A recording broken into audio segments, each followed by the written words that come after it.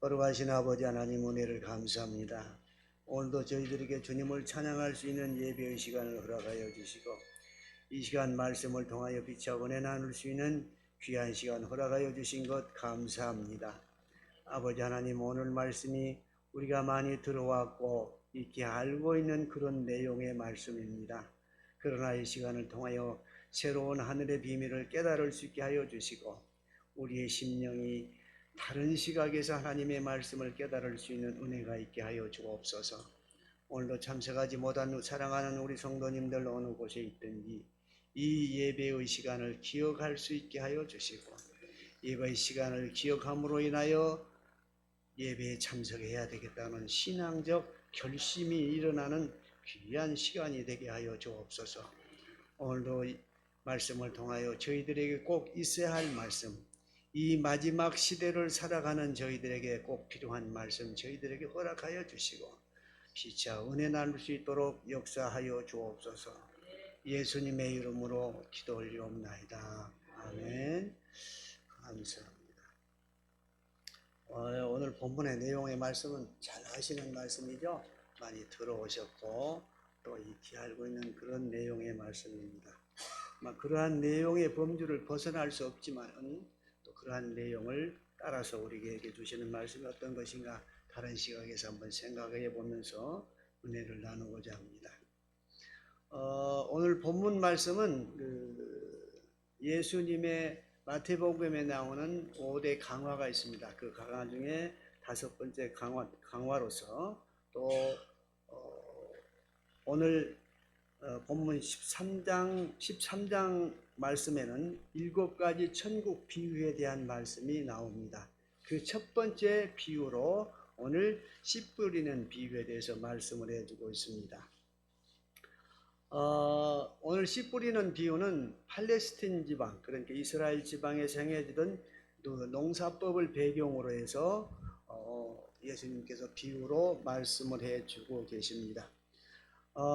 이러한 그 비유는 동일한 하나님의 말씀을 들을 때 서로 반응을 나타내는 그 4종류의 그러한 사람들에 대해서 기록하고 있습니다. 오늘 본문 내용의 말씀은 밭에 씨를 뿌린다고 하는 말씀을 하면서 4가지 종류를 소개를 해주고 있습니다. 길가에 떨어진 씨, 그 다음에 얕은 돌밭에 떨어진 씨, 그 다음에 가시덤불에 떨어진 씨, 그 다음에 옥토에 떨어진 씨, 이렇게 4가지 종류로 구분해서 환경적으로 구분해서 말씀을 하고 있습니다만은 이 비유의 말씀은 영적 상태를, 우리의 영적 상태를 이렇게 4가지 형태로 비유를 해서 말씀을 해주고 있습니다. 비유라고 하는 것은 어떤 그 추상적인 원리나 그 교훈을 우리의 일상생활이나 환경에 친숙한, 우리 환경에 친숙한 그러한 것들을 비유를 들어서 우리가 쉽게 알아들을 수 있도록, 쉽게 깨달을 수 있도록 그렇게 말씀해 주시는 것을 비유의 말씀이다, 이렇게 말씀을 드릴 수가 있습니다. 예수님께서는 천국을 비유로 말씀하신 것은 팔레스타인의 그 친숙한 생활 환경을 소재해서 천국의 특성과 앞으로 어떻게 천국이 임할 것인가, 천국의 현재성에 대해서 얘기를 해주고 있는 것입니다. 우리가 보편적으로 천국 그러면 우리가 이 세상을 떠난 다음에 가는 장소 이렇게들 알고 있습니다. 그러나 실질적으로는 예수님께서 이 땅에 오신 이후로 천국이 이미 이 땅에 임했죠. 그것이 완전한 천국은 아니지만 천국이 이미 임해 있습니다. 그래서 우리가 예수 그리스도를 구주로 영접하고 사는 사람은 우리 안에 이미 성령님이 와 계시죠. 성령님이 와 계시기 때문에 우리 안에 이미 하늘나라가 임해 있습니다. 그것을 우리가 정작 느끼지도 못하고 깨닫지 못하고 그러고 살고 있습니다. 얼마나 안타깝습니까? 물론 깨닫고 있다 해도 세상을 살아가면서 세상의 여러 가지 문제들이 근심 걱정이 몰려올 때 우리가 육신을 가진 인간이기 때문에 육신적으로 먼저 생각하게 돼 있지 않습니까? 그러나 한숨을 돌려서 또 생각하고 기도하면 내 안에 계시는 성령님께서 나로 하여금 깨닫게 하시고 그 문제를 앞에 두고 기도하게 하시잖아요. 그래서 우리에게 주신, 이미 우리에게 임재한 그 천국을 지속적으로 완전하지는 않지만 지탱이 되어 가도록 그렇게 해주십니다. 그것이 보혜사 성령님께서, 우리 안에 계시는 성령님께서 우리를 위해서 하시는 그러한 일입니다. 보혜사 성령은 이 땅에 있을 때뿐만 아니라 우리를 지켜주실 뿐만 아니라 다음에 천국에 간 뒤에도 우리를 위해서 주님 앞에서 우리를 변론을 해 주실 것입니다. 얼마나 감사합니까? 야고보서 2장 13절 말씀에도 그런 말씀이 있죠.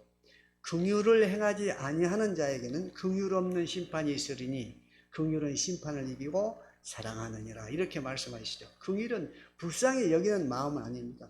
불쌍히 여기는 마음은 예수님의 사랑의 마음이 바탕이 돼서 불쌍히 여기는 것입니다.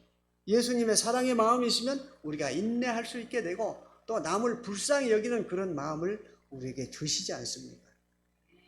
그렇기 때문에 우리에게는 이미 천국이 임해 있습니다. 그래서 우리가 이 땅에 살지만 천국 백성으로서의 시민권을 가지고 사는 사람들입니다.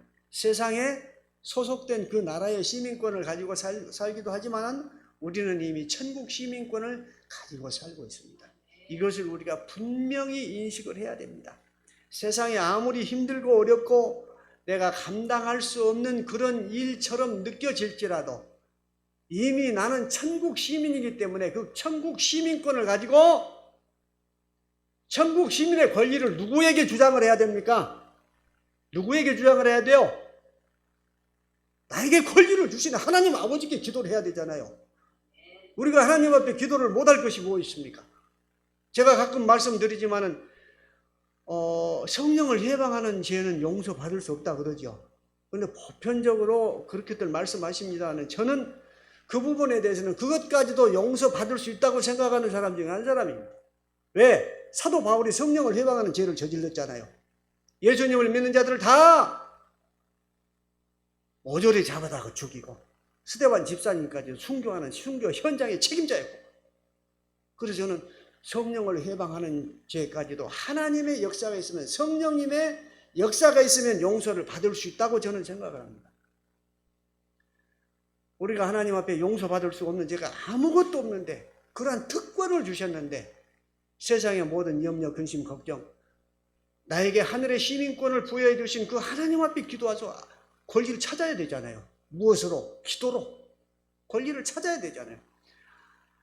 하나님께서 우리에게 주신 특권이 바로 기도가 아닙니까? 과거의 구약시대 때는 전부 속죄 제사를 드리고 그러고 죄 용서를 받았지만 예수님께서 이 땅에 오신 뒤로는 우리가 언제든지 하나님 앞에 직접 나아갈 수 있는 길을 열어주셨잖아요. 휘장을 위에서부터 아래로 두 개로 딱 나눠서 언제든지 갈 수 있는 그런 길을 열어주셨습니다. 이것이 현대 성령의 세대에 사는 우리 성도들의 특권입니다. 이런 귀한 특권을, 하늘나라의 특권을 주셨는데 왜 그 특권을 누리지 못하고 살아야 됩니까?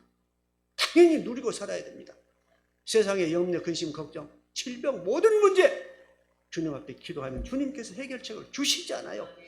그 해결책을 분명히 주셨는데도 그 특권을 누리지 못하고 살면 세상에서도 법이 그러잖아요.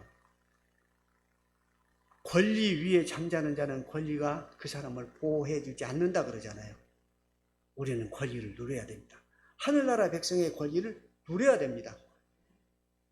그렇게 되면 오늘 씨 뿌리는 비유가 우리에게 주시는 영적 의미가 다르게 느껴질 것입니다. 오늘 본문 말씀에 보면 네 가지로 씨가 네 가지 땅에 떨어져 있다고 하는 것인데 이것은 우리가 이제 환경적인 의미로 그렇게 말씀을 드리는 것이고 실질적으로는 영적 상태를 그렇게 예수님께서 비유적으로 말씀을 하신 것입니다. 첫 번째로는 길가에 떨어진 씨입니다. 4절 말씀에 보면 뿌릴새 덜어는 길가에 떨어짐에 새들이 와서 먹어버렸고 이렇게 말씀합니다. 그 말씀에 대한 해설이 본문 좀 뒤에 보면 19절 말씀의 해설이 되었습니다. 아무나 천국 말씀을 듣고 깨닫지 못할 때는 악한 자가 와서 그 마음에 뿌려진 것을 빼앗나니 이는 곧 길가에 뿌려진 자요. 이렇게 말씀을 하고 있습니다. 길가에 떨어진 씨는 발화를 못하죠. 딱딱한 땅에 떨어졌기 때문에 발화를 못하기 때문에 새들이 와서 먹어버립니다. 말씀을 전에 듣기는 들었으나 그 말씀을 받아들이지 않고 거절하는 사람들, 강팍한 사람들, 완고한 사람들, 이 사람들은 길가에 떨어진 씨와 같은 그러한 사람들입니다. 그렇기 때문에 새가 날아와서 먹는다 그랬는데 새는 사단을 얘기합니다. 사단이 그 사람의 마음을 다시 사로잡아 버려서 그 복음의 씨가 발화를 하지 못하도록 그렇게 만들어 놓은 것입니다. 모든 씨에는 생명력이 있습니다. 생명력이 없는 씨는 죽은 씨입니다. 이 복음의 씨, 말씀의 씨는 생명력이 있습니다. 죽은 자를 살리고 시들어가는 생명을 다시 회복시키는 이러한 생명력이 있습니다. 이 생명력이 있는 씨가 발화하지 못하면, 뿌리 내리지 못하면 새의 열매가 될 수밖에 없죠. 다시 말씀드려서 사단의 열매가 될 수밖에 없죠. 이러한 사람을 강팍한 자, 옛날 개역 성경에서는 강팍한 자 이렇게 표현이 되어 있고 개역 개정 성경에서는 완고한 자 이렇게 표현이 됐습니다. 이러한 강팍한 자들은 하나님의 말씀에 순종치 않고 또 하나님의 말씀을 거역하는 이러한 사람들입니다. 이러한 사람들은 습관적으로 그게 반복이 됩니다. 말씀을 접할 때마다 싫어. 예수 믿으세요. 안 믿어. 나는 예수 안 믿어. 내 주먹을 믿어. 이런 사람들 있잖아요. 내 힘을 믿어. 내 재산을, 명예를 믿어. 이런 사람들 있잖아요. 그런 사람들. 습관적으로 거절하는 사람들은 길가에 떨어진 씨와 같은 사람입니다. 다시 말씀드리면 이들은 세상 보기에는 부와 명예와 권위가 있다 할지라도 사단의 밥입니다. 언제든지 사단이 집어 삼켜버릴 수 있는 그런 상태인 사람입니다. 우리는 그런 사람들이 아니잖아요. 이미 구원받은 사람이고 우리 안에 성령이 와 계시고 우리 안에 심령 천국이 이루어진 사람들이잖아요. 이미 그것이 완전하지는 않지만 또 세상 것 때문에 완전성을 누리고 살지는 못한다 할지라도 우리 안에 심령 천국이 있는 사람들이잖아요.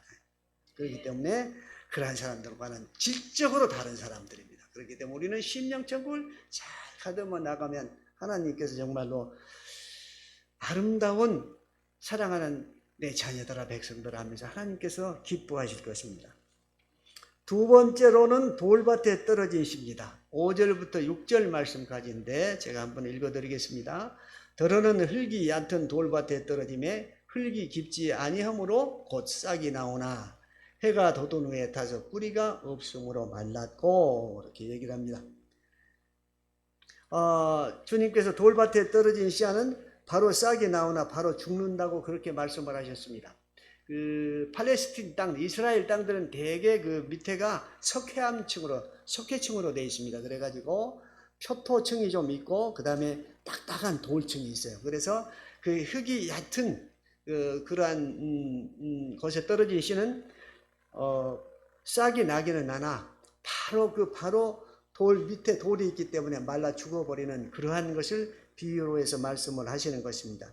오늘 5절과 6절 말씀은 20절부터 21절까지의 설명이 되어 있습니다. 우리 20절, 21절 한번 같이 읽어보실까요? 돌밭에 뿌려졌다는 것은 말씀을 듣고 즉시 기쁨으로 받되 그 속에 뿌리가 없어 잠시 견디다가 말씀으로 말미암아 환난이나 박해가 일어날 때는 곧 넘어지는 자요. 쉽게 표현해서 말씀드리면 감정적인 신앙, 이 기복이 심한 분들 있잖아요. 어떨 때는 다 기도하고 열심히 기도하고 하다가 또 어떤 문제가 오면 다 시들어들고 이런 분들 있잖아요. 쉽게 말씀드려서 기도원에 가서 이 은혜 많이 받고 펄펄 뛰고 그냥 세상 모든 것을 다 이겨낼 것처럼 그렇게 뛰어내려와 가지고는 세상에 내려와서 염려, 근심, 걱정이 들이면 다시 뚜껑거리고 원점으로 돌아가고 근심, 걱정 수시님 가다고 이런 것들을 비유해서 말씀하는 것입니다. 뿌리가 내리기는 내렸으나 깊지 못함으로 햇볕이 내렸지만 바로 말라 죽어버리잖아요. 그런 신앙들을 얘기를 하는 것입니다. 그렇기 때문에 이러한 신앙도 옳지 못한 신앙이죠. 말씀에 깊이 뿌리를 내려야 되는데 그렇지 못한 사람들을 이렇게 비유적으로 말씀을 하는 것입니다. 로마서 5장 3절부터 4절 말씀까지 보면 다만 이뿐 아니라 우리가 환난 중에도 즐거워하나니 이는 환난은 인내를, 인내는 연단을, 연단은 소망을 이루는 줄 알미로다. 이렇게 말씀하십니다. 인내하라고 그랬습니다. 환난 중에도 즐거워하고 인내하고.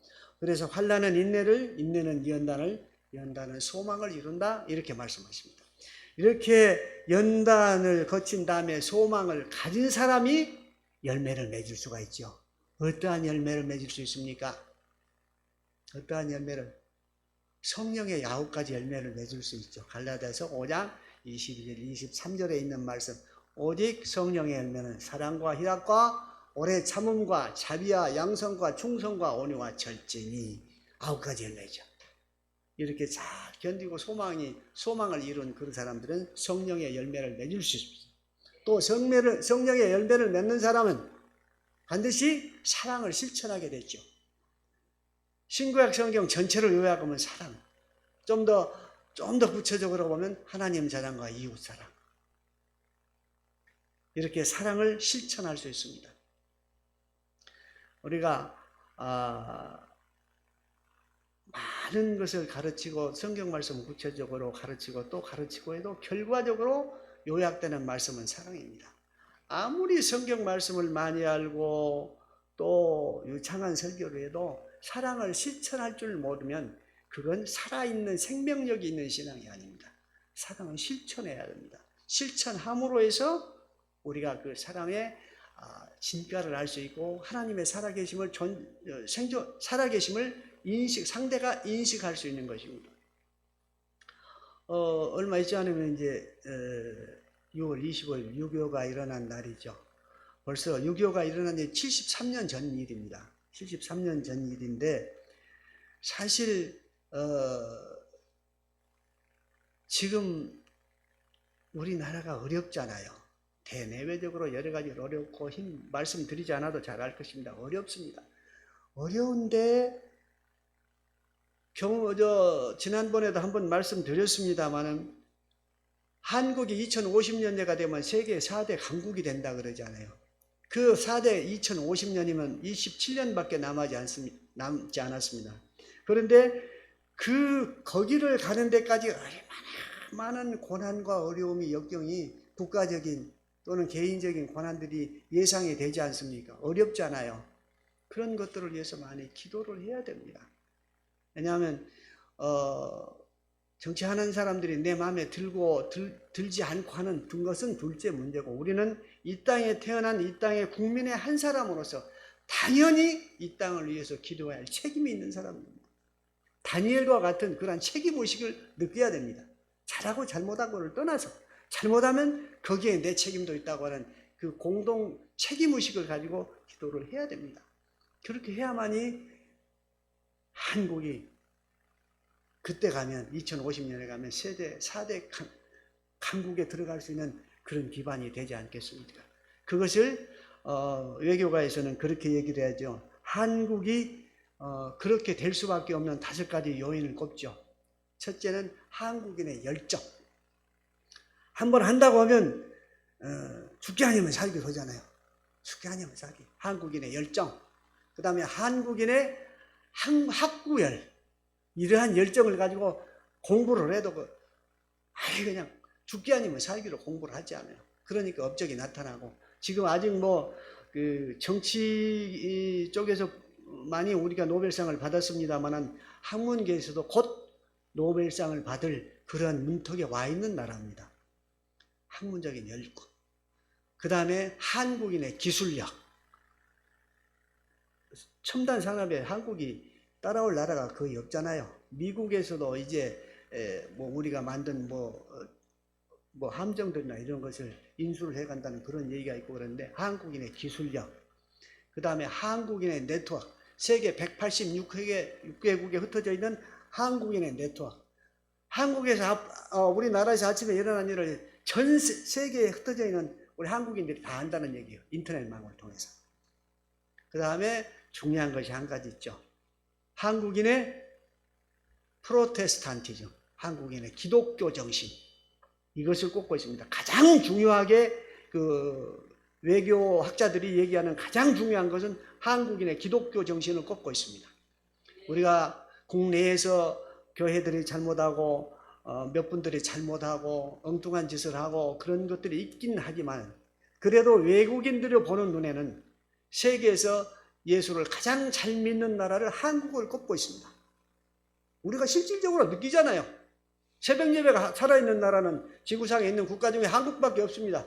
물론 경우에 따라서 선교사로 나가 계시는 선교사님들이 선교지에서 새벽 예배를 드리고 있는 그런 지역도 있기는 있습니다만은 새벽 예배가 살아있는 나라는 한국밖에 없습니다. 이거는 한국 기독교인들이 가져야 할 자긍심입니다. 우리가 국내 교회들이 잘못하는 여러 가지 부정적인 요소들이 많이 있습니다만 거기에서 해결점을 찾으려고 하는 그 문제를 어떻게 고칠 것인가 해결점을 찾으려고 하지 말고 긍정적인 것, 우리가 잘하고 있는 것 이것을 극대화시켜 나가면 그것이 덮어지고 사라지는 것입니다. 어둠이 있을지라도 불이 밝아지고 촛불이 하나 있을 때, 두 개 있을 때, 세 개 있을 때 다르잖아요. 어둠은 밝음으로 밀어내는 것입니다.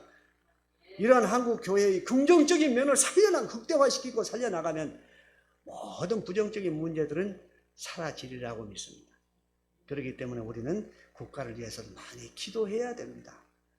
거기에 우리의 살 길이 있고 하나님의 백성으로서의 정체성을 거기에서 찾을 수 있는 것입니다. 그 다음에 세 번째로는 가시떨기에 떨어진 시입니다. 가시떨기에 떨어진 시. 가시떨기는 팔레스틴에서 사시사철 볼 수 있는 그런 떨기라고 합니다. 그리고 가시떨기 종류가 약 200종류 된다고 합니다. 왜냐하면 약간 건조한 기후, 사막 기후인데다가 또 토질이 밑에 안반이 있기 때문에 나무 자체가 잎이 있으면 수분이 증발되어 버리니까 죽어버리잖아요. 그러니까 나무들이 가시가 많이 잎이 없고 가시가 돋쳐서 그 가시로 인해서 저녁에 내리는 일수를 흡수를 하는 거예요. 그래서 가시떨기가 많은 거예요. 잎이 없는 가시떨기가 많은 거예요. 그런 종류가 약 200간이나 된다고 하는데 밭에도 산에도 우거지고 또 모세도 불타는 가시떨기를 통해서 하나님을 만나셨잖아요. 그래서 그만큼 가시떨기 나무가 사막 기후에 많은 것입니다. 가시떨기는 또 성장 속도가 빠르고 햇볕을 가리기 때문에 거기에 떨어진 씨앗은 햇볕을 못 받고 또 가시떨기 때문에 햇볕을 못 받을 뿐만 아니라 수분도 못 받고 그러기 때문에 거기에 떨어진 씨앗은 어느 정도 자라다가 그 가시떨기 때문에 죽어버리고 말지요. 그렇기 때문에 이러한 가시떨기 나무에 떨어진 그 씨들은 방해를 받는 세상의 염려, 근심 이런 것 때문에 방해를 받아서 믿음의 씨가 떨어지긴 했으나 성장하지 못하는 이런 것을 가리킨다고 합니다. 이러한 자들은 세상적인 염려, 근심, 걱정, 가시떨기 나무에 떨어진 씨앗과 같은 사람들은 염려, 근심 때문에 신앙에서 점점 멀어져 버리는 그러한 사람들을 얘기를 하는 것입니다. 교회를 잘 출석하고 예배를 잘 드리다가도 세상의 염려, 근심, 걱정, 또 사업 때문에, 또 자녀 때문에, 또 뭐 때문에 이렇게 자꾸 한두 번 빠지잖아요, 교회를. 한두 번 빠지게 되면 어떻게 해요? 이게 또 습관적으로 반복이 되거든요. 가기 싫어. 안 가도 괜찮아. 내가 한두 번 빠졌는데도 처음에는 한두 번 빠질 때는 또 내가 어떤 어려움이 또 더 크게 닥칠까 이렇게 생각하다 괜찮거든. 무난하거든. 그러니까 한두 번 빠지는 게 자꾸 습관화돼요. 괜찮아. 그러다가 영 멀어져 버리고 영 구원의 반열에서 떨어져 나가버리는 그런 결과가 초래됩니다. 사단은 그것을 노리잖아요. 달콤한 것, 우리가 편한 것, 안일한 것, 그것으로 유혹을 하잖아요. 우리가 고기를 낚을 때 입감을 그래도 좀 고기가 먹을 만한 걸 달아서 주잖아요. 그러듯이 사탄도 우리가 유혹을 받을 만한 그런 것으로 유혹을 합니다. 한두 번 빠지면 괜찮다가 또 이제 몇 번 빠져, 한두 달 빠져 그래도 괜찮아. 한두 달 빠져도 괜찮아. 그러면 한 1년 정도 쉬었다가 한 2, 3년 후에 다시 교회를 갈까 이런 생각할 수도 있어요. 그냥 코로나 시대에 특히 코로나가 우리를 이렇게 편한 사람들로 만들어 버렸잖아요. 집에서 그냥 적당하게 예배 드려도 돼 하는 이런 생각들, 그 자리에서 털고 일어서야 됩니다. 왜냐하면 우리는 천국 백성이에요. 사단의 지배를 받고 살아야 할 그러한 사람들이 아니에요. 천국 백성으로서의 천국 백성이 누리는 특권과 복을 누리면서 살아야 돼요. 그러기 위해서는 세상 것과 단절해야 되고 세상 것을 배격해야 되고 세상 것을 털고 앞으로 나아가는 전진하는 그러한 신앙이 돼야 됩니다. 그러한 자들만이 이러한 것들을 이겨낼 수 있습니다. 디모데전서 6장 9절 말씀에 보면 부하려 하는 자들은 시험과 올무와 여러 가지 어리석고 해로운 욕심에 떨어지나니 곧 사람으로 파멸과 멸망에 빠지게 하는 것이다. 세상의 유혹이 옵니다. 재물의 유혹이 옵니다. 권세의 유혹이 옵니다. 명예의 유혹이 옵니다. 그때마다 예수 그리스도의 진리 위해서 십자가 복음의 기준에 맞춰서 털 건 터고 말씀을 붙들고 나가야 됩니다. 그렇지 않으면 세상적으로 변해버립니다. 요한일서 2장 15절에도 보면 이 세상이나 세상에 있는 것들을 사랑하지 말라. 누구든지 세상을 사랑하면 아버지의 사랑이 그 안에 있지 아니하니. 세상 것을 따라가면 아버지의 사랑이 그 안에 있지 아니하니. 그 말씀은 무엇이에요? 천국 백성으로서 누려야 할 그 권리나 이러한 것들을 아버지께서 박탈해 가버리신다는 그러한 무서운 말씀이 그 안에 들어 있습니다. 아버지의 사랑이 그 안에 있지 아니하니. 아버지께서 주셨던 사랑, 아버지의 사랑으로 주신 천국 백성으로 누릴 수 있는 그 특권들을 뺏어가 버린다는 거예요. 아버지의 사랑이 그 안에 있지 아니. 쉬운 말씀이 아닙니다. 우리에게 주어진 우리의 천국 백성으로 누릴 수 있는 특권을 뺏어가 버리면 어떻게 되겠습니까? 당연히 사탄이 달콤한 것으로 유혹해 주죠. 처음에는 달콤하지만 점점 한 번, 두 번 빠져들어가 버리면 영 멸망하는 그쪽으로 가버리죠. 이러한 말씀을 우리가 귀 아프게 들어야 되고 하나님의 사랑이 그 안에 있지 아니하니 그냥 넘어갈 말씀이 아닙니다. 하나님께서 내게 주신 특권을 뺏어가 버릴 수도, 내가 뺏길 수도 있다 하는 그러한 것들입니다. 세상 것을 사랑하면 안 됩니다. 어떠한 일이 있어도 하나님의 말씀을 붙들고 정말로 경우에 따라서는 내가 생명의 위협이 와도 하나님의 진리의 말씀을 따라가야겠다고는 그런 신앙적인 각오가 평소에 있어야 됩니다. 아무런 어려움이 없을 때 평탄한 그 순간에 혹시라도 이러한 세상적인 어려움이 닥쳐오면 내가 어떻게 해야 될 것인가 하는 그러한 신앙적인 각오를 평소에 잘 다져놔야 됩니다.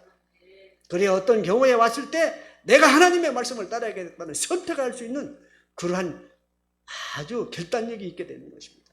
그렇지 않으면 우리도 사탄에게 따라가서 멸망의 구렁텅이로 갈 수밖에 없는 그런 사람이 될 수도 있습니다. 네 번째로는 좋은 밭에 떨어진 씨앗입니다. 좋은 밭에 떨어진 씨앗은 몇 배의 결실을 맺습니까? 100배, 60배, 30배의 결실을 맺습니다. 물론 숫자적인 개념입니다만은 훨씬 그보다 더 큽니다.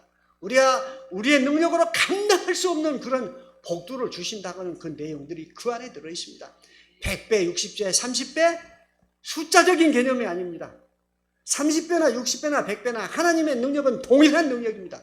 동일한 능력을 우리에게 주신다고 하는 것입니다. 우리가 감당할 수 없는 그러한 능력과 은혜를 주신다고 하는 얘기입니다.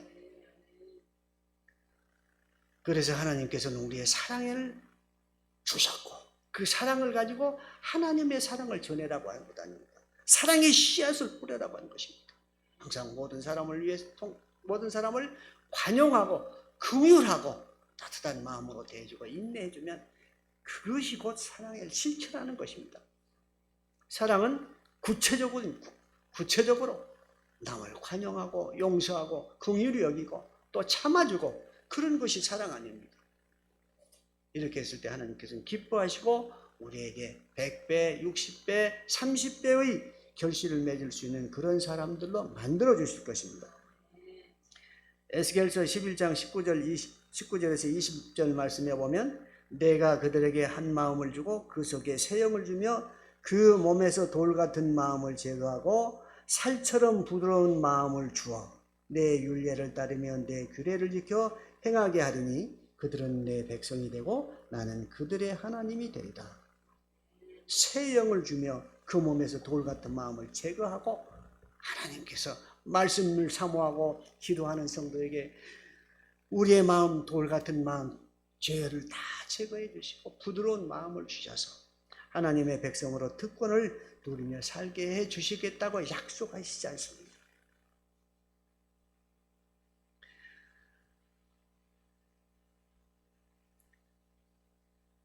좋은 밭에 떨어진 씨라고 하는 것은 잘 경작된 밭과 같은 성도를 말하는 것입니다. 잘 경작된 밭과 같은 성도는 늘 말씀을 묵상하고 사모하며 기도하는 사람, 이러한 사람을 얘기를 하는 것입니다.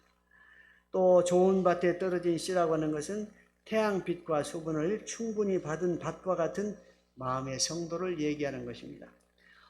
모든 식물은 태양과 수분이 있어야 생존을 지속해 갈 수 있습니다. 또한 모든 식물은 태양빛을 받지 않으면 꽃이 피지를 않습니다. 그늘에만 있는 식물은 절대로 꽃이 피고 열매를 맺을 수가 없습니다. 그것이 하나님의 은혜입니다. 하나님의 은혜는 사모하는 자에게 말씀을 늘 묵상하고 기도하고 사모하는 자에게 그 은혜를 주시죠. 이 하나님의 은혜는 우리 영혼에 햇빛과 같은 그러한 역할을 하고 수분과 같은 그러한 역할을 하게 됩니다.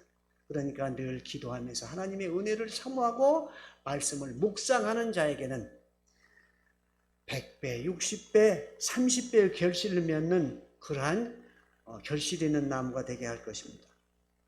세 번째로 좋은 밭에 떨어진 씨앗이라고 하는 것은 비옥한 밭과 같은 마음을 가진 성도라고 말씀드렸죠.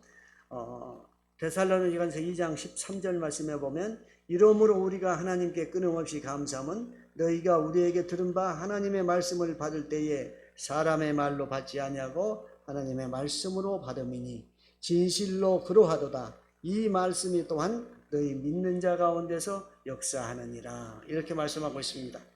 우리가 하나님의 말씀을 사모하고 늘 묵상하게 되면 하나님께서 또한 우리에게 역사하셔서 크신 은혜를 주신다 하는 것입니다.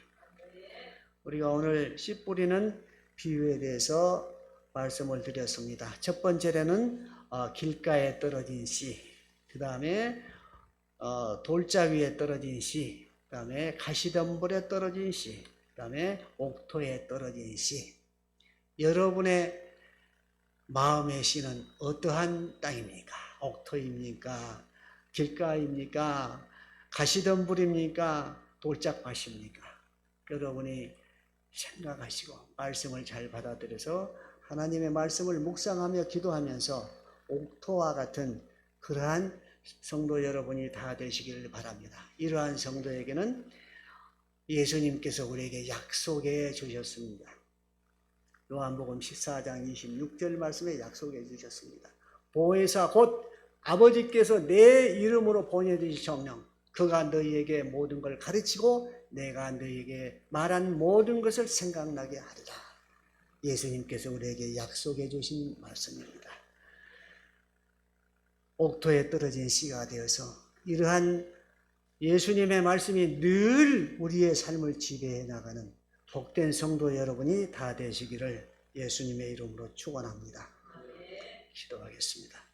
거룩하신 아버지 하나님, 오늘도 귀한 말씀 주셔서 피처 은혜 나누게 하여 주시니 감사합니다. 하나님의 말씀을 항상 사모하는 마음으로 받게 하여 주시고 늘 더 큰 은혜를 사모하며 기도할 수 있게 해주셔서 옥토와 같은 심령들이 다 되도록 도와주셔서 100배, 60배, 30배의 결실을 맺을 수 있는 아름다운 우리 사랑의교회 성도님들이 다 되도록 인도하여 주옵소서. 예수님의 이름으로 기도 올리옵나이다.